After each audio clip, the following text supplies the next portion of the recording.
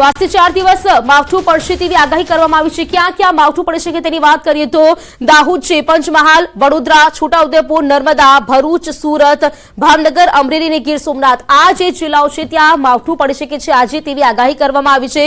દક્ષિણ ગુજરાતને પણ આવરી લેવાયું છે। અહીં વાત કરીએ સુરતમાં પણ માવઠું પડી શકે છે, સાથે જ ગીર સોમનાથ છે, અમરેલી છે, ભાવનગર છે, પંચમહાલ, દાહોદ, ઉત્તર ગુજરાતમાં પણ ક્યાંક વરસાદ પડી શકે છે તેવી આગાહી કરવામાં આવી છે। આજે આ જે જિલ્લાઓ છે ત્યાં કમોસમી વરસાદ પડી શકે છે। આજથી 4 દિવસ સુધી આ વરસાદ પડશે તેવી આગાહી કરવામાં આવી છે। ક્યાંક છૂટો છવાયો વરસાદ પડશે તો ક્યાંક જે પ્રકારે વાત કરીએ માવઠું પણ વધુ પડી શકે છે। વધુ માહિતી શું છે સાંભળીએ हवामान विभाग पासेथी। अगले 4 दिन तक बारिश का संभावना है हमारा साउथ गुजरात रीजन में, और जो सौराष्ट्र कच्छ का जो साउदर्न डिस्ट्रिक्ट है उसमें बारिश का फोरकास्ट दिया है। पहला दिन हम लाइट रेन का फोरकास्ट दे रहे हैं। इसमें जो डिस्ट्रिक्ट आ रहा है इसमें आपका लाइट रेन में आ रहा है आपका साउथ गुजरात रीजन में नर्मदा, डांग, तापी, नवसारी, वलसाड, दमन दीव, दादरा नगर हवेली, एंड जो सौराष्ट्र कच्छ में आ रहा है अमरेली, भावनगर और गिर सोमनाथ एंड दीव इंक्लूडिंग दीव।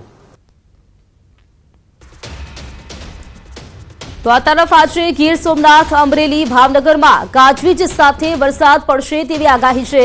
उपरांत आज पंचमहाल, दाहोद, वडोदरा, छोटाउदेपुर, भरूच, नर्मदा, सूरत में हळवाथी मध्यम वरसादनी आगाही करवामां आवी छे। साथे ज पोरबंदर छे, जूनागढ़ अने दीव में पण हीटवेव रहेशे तेवी आगाही करवामां आवी छे। तो 2 एप्रिल पण राज्य में हळवाथी मध्यम वरसादनी आगाही करवामां आवी छे। आ 4 दिवस में 45 किलोमीटर प्रति कलाकनी झड़पे पवन फूंकाई शके छे।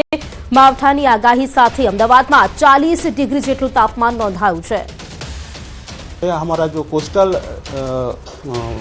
तटीय क्षेत्र है इसमें D1 से D5 तक हम लोग हॉट एंड ह्यूमिड वेदर का पूर्वानुमान दिया है। और जो 3 डिस्ट्रिक्ट है आपका पोरबंदर, जूनागढ़, भावनगर, D1 में आपका हीट वेव का वार्निंग है, और D2 में जूनागढ़ और पोरबंदर में हीट वेव का वार्निंग भी दिया गया है। तो मावठू, गर्मी, आंधी अने वावाझोड़ा मे सुधीमां मौसम बदलतो रहेशे। जोरदार मोड गुजरातना 4 निष्णांतोनी आगाही छे। एक साथे मे सुधीनी मोटी 4 आगाही एक साथे करवामां आवी छे। जो आजथी 3 एप्रिल सुधी गुजरातमां मावठानी आगाही छे। तो 10 एप्रिल थी मध्य गुजरात तपवा लागशे। सीजननी खरी गर्मी तो एप्रिल में ज अनुभववानी छे। मे महीनो आंधी, वंटोळ अने वावाझोड़ानो रही शके।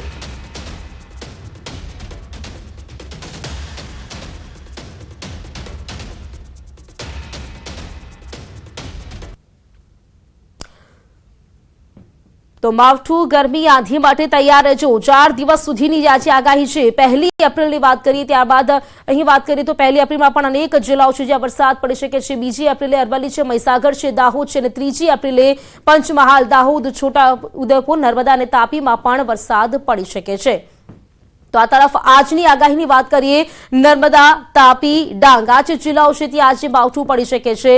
અને સાથે જ 1 એપ્રિલ એટલે કે ડાંગ, નવસારી, વલસાડ, તાપી, ગીર સોમનાથ, દાદરા નગર હવેલી અહીં પણ ક્યાંક માવઠું પડી શકે છે તેવી આગાહી કરવામાં આવી છે।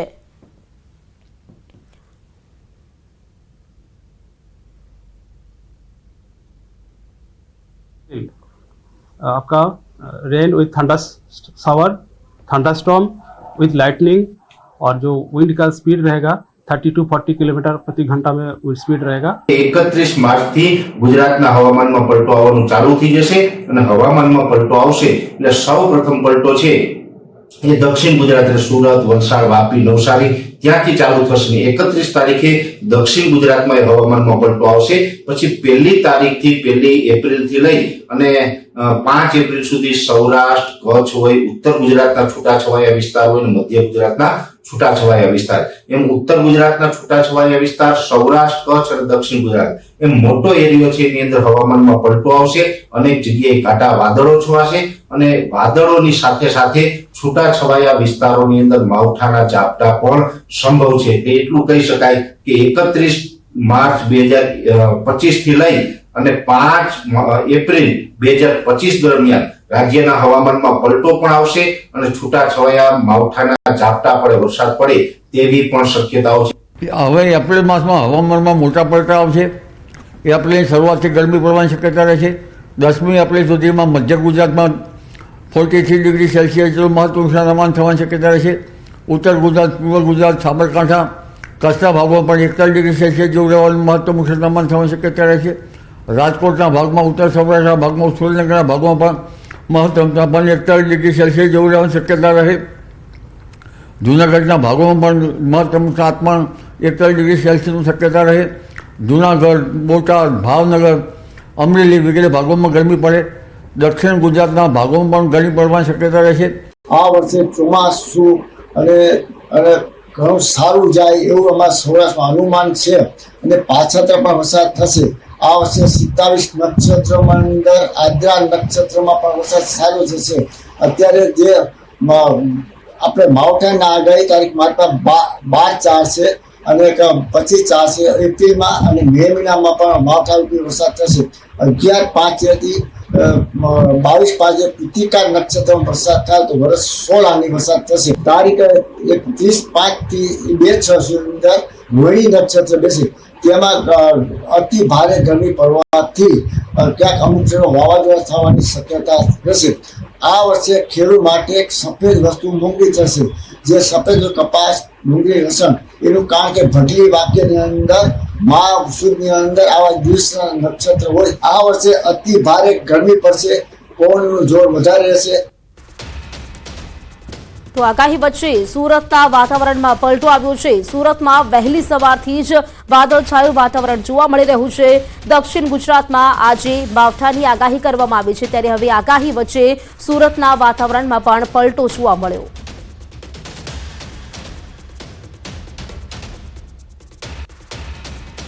ઉનાળાની ગરમીની શરૂઆત થતાની સાથે ધગધગતા તાપમાં લોકો પરેશાન છે. તે વચ્ચે હવામાન વિભાગમાં દ્વારા આગાહી કરવામાં આવી છે અને હવામાન વિભાગની આગાહી વચ્ચે દક્ષિણ ગુજરાતમાં ભરૂચ હોય, અંકલેશ્વર હોય, સુરત, નવસારી, આહવા, ડાંગ, દમણ અને દાદરા નગર હવેલી સહિતના વિસ્તારોમાં વાતાવરણમાં પલટો આવ્યો છે અને ખાસ કરી વહેલી સવારથી વાદળછાયું વાતાવરણ જોવા મળી રહ્યું છે. ખાસ કરીને હવામાન વિભાગની જે રીતે આગાહી છે કે દક્ષિણ ગુજરાતમાં કમોસમી વરસાદની આગાહી કરવામાં આવી છે, તેને લઈને દક્ષિણ ગુજરાતના ખેડૂતોમાં ચિંતાનું મોજું ફરી વળ્યું છે. કારણ કે એક બાજુ ડાંગરનો પાક તૈયાર થઈ ગયો છે, ત્યારે બીજી બાજુ દક્ષિણ ગુજરાતમાં ચીકુ અને કેરી કે જે બાગાયતી પાકોનું સૌથી મોટું સેન્ટર છે. આ કમોસમી વાતાવરણને લઈ જો વરસાદ થાય છે તો આ પાકોને મોટા પ્રમાણમાં નુકસાનની ભીતિ સેવાઈ રહી છે. ખાસ કરીને ચોક્કસ વાતાવરણમાં પલટા સાથે વાદળછાયા વાતાવરણને લઈને લોકોને ગરમીથી રાહત તો મળી છે. સાથે સાથે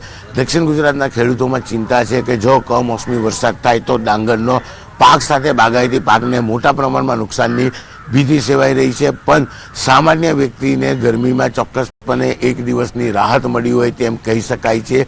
જે પ્રકારે વાતાવરણમાં પલટો આવ્યો છે, દક્ષિણ ગુજરાતથી નીચેના વિસ્તારોમાં કેટલીક જગ્યા પર કમોસમી વરસાદ થયો છે, ત્યારે દક્ષિણ ગુજરાતમાં ભરૂચથી લઈ વાપી સુધી અને દાદરાનગર હવેલીથી લઈ દમણ તમામ જગ્યા પર વહેલી સવારથી વાદળછાયા વાતાવરણ વચ્ચે કમોસમી વરસાદની આગાહી છે, જેને લઈને લોકોને ગરમીમાં રાહત મળી છે, પણ ખેડૂતોની ચિંતામાં વધારો જોવા મળી રહ્યો છે.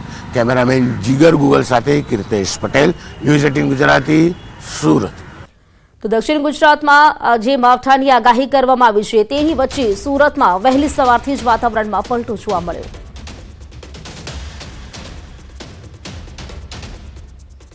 વાત કરીએ સમાચારની. વડોદરામાં વાઘોડિયા બજારમાં આગની ઘટના બની છે. જનરલ સ્ટોરમાં અચાનક આગ લાગી ઉઠી હોવાનું સામે આવ્યું. ફાયર વિભાગે આગ પર કાબુ મેળવ્યો છે. સ્ટોરમાં રહેલો માલ સામાન પણ બળીને ખાખ થઈ ગયો. ઇરાદાપૂર્વક આગ લગાડી હોવાની આશંકા સેવાઈ રહી છે. એક શંકાસ્પદ વ્યક્તિને સ્થાનિકોએ ઝડપી પાડ્યો છે. વડોદરામાં સ્ટોરમાં રહેલો આ માલ સામાન છે તે બળીને ખાખ થઈ ગયો છે. જાણકારી સાથે સંવાદદાતા હાર્દિક દીક્ષિત જોડાઈ ગયા છે. હાર્દિક, આગની ઘટના બની છે, અત્યારે સ્થિતિ કેવી છે? બિલકુલ તો સમગ્ર મામલે વાત કરીએ તો વાઘોડિયા તાલુકામાં આજે દુકાન પર આગની ઘટના બની. ત્યાં હાલ સીસીટીવી તો નથી, પરંતુ ઉનાળાની શરૂઆત થતાની સાથે આગના અનેક બનાવ સામે આવતા હોય છે. પરંતુ વાઘોડિયામાં ગઈકાલે રાત્રે જે આગ લાગી છે તે અનેક શંકાઓ જે છે તે ઉપજાવી રહી છે. દુકાનના જે માલિક છે તેમના દ્વારા કહેવામાં આવી રહ્યું છે કે વાઘોડિયા તાલુકામાં તસ્કરોનો ત્રાસ વધી ગયો છે અને ગઈકાલે રાતે લગભગ 3 જેટલા શખ્સો જે છે તે ચોરી કરવાના ઈરાદેથી આવ્યા હતા અને ત્યારબાદ તેમના દ્વારા આગ લગાડવામાં આવી હતી। ત્યારે સમગ્ર મામલે જે છે તે ફાયર બ્રિગેડ દ્વારા જે આગ પર કાબુ મેળવવાનો પ્રયત્ન કરવામાં આવ્યો હતો। આગ પર વહેલી સવારે કાબુ મેળવવા અને વાઘોડિયા પોલીસે જે કાયદેસરની કાર્યવાહી છે તે હાથ ધરી છે। બીજી વાત કરીએ તો ગઈકાલે રાત્રે જ્યારે આગ લાગી ત્યારે અફરાતફરીનો માહોલ સર્જાયો હતો અને જે આસપાસ રહેલા લોકો છે તેમના દ્વારા ફાયર બ્રિગેડની મદદ લેવામાં આવી અને સ્થાનિક લોકો ફાયર બ્રિગેડ બંને સાથે મળીને આગોની આ જે ઘટના બની હતી તેના પર કાબુ મેળવ્યો હતો। એક શંકાસ્પદ ઇસમ જે છે તે લોકોને મળી આવ્યો છે, જેથી લોકો તેને પકડીને પોલીસને સોંપ્યો છે। ત્યારે પોલીસ દ્વારા જે અજાણ્યો ઇસમ છે તેની શોધખોળ જે છે તે પૂછપરછ જે છે તે કરવામાં આવી રહી છે અને અન્ય જે 2 ફરાર ઇસમો છે તેમની પર શોધખોળ જે છે તે કરવામાં આવી રહી છે। બિલકુલ હાર્દિક આભાર આપની જાણકારી માટે।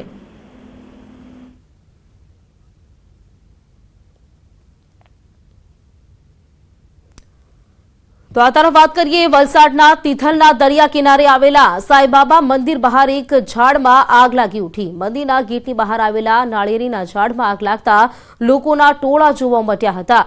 ઝાડની ટોચ પર આગ દેખાતા લોકોએ ફાયર બ્રિગેડને જાણ કરી હતી।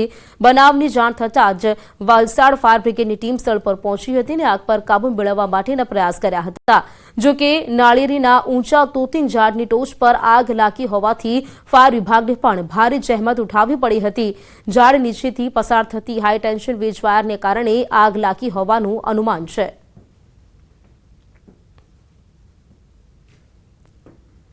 આ તરફ થરાદ નગરપાલિકા વિસ્તારમાં કાચા મકાનમાં આગ લાગી ઉઠી। અગમ્ય કારણોસર કાચા મકાનમાં આગ લાગતા અફરાતફરી મચી ગઈ હતી। ભલાભાઈ માજીરાણાના ઘરમાં આગ લાગતા ઘર વખરી બળીને ખાખ થઈ ગઈ। થરાદ ફાયર ફાઈટર ઘટના સ્થળે પહોંચી આગ પર કાબુ મેળવ્યો છે। કાચા મકાનમાં લાગેલી આગની ઘટનામાં જાનહાનિ થતા ટળી છે। હિંમતનગરના કાંકડોલ ગામના ઘઉંના ખેતરમાં આગ લાગી ઉઠી। તૈયાર ઘઉંના ખેતરમાં આગ લાગતા અફરાતફરી મચી ગઈ હતી। ખેતરમાં પસાર થતી વીજ લાઇનમાંથી તણખલા ઝરતા આગ લાગી હતી। આજુબાજુ લોકોએ આગ પર કાબુ મેળવવાનો પ્રયાસ કર્યો હતો। પવનને લઈને આગ વિકરાળ બનતા થોડી જ ક્ષણોમાં ઘઉંનો ઊભો પાક બળીને ખાખ થઈ ગયો। તો હિંમતનગરમાં પણ ઘઉંના ખેતરમાં આગ લાગી હોવાની ઘટના સામે આવી છે। ખેતરમાં આગ લાગતા અફરાતફરીનો માહોલ સર્જાયો હતો। લોકોના ટોળા ઉમટ્યા।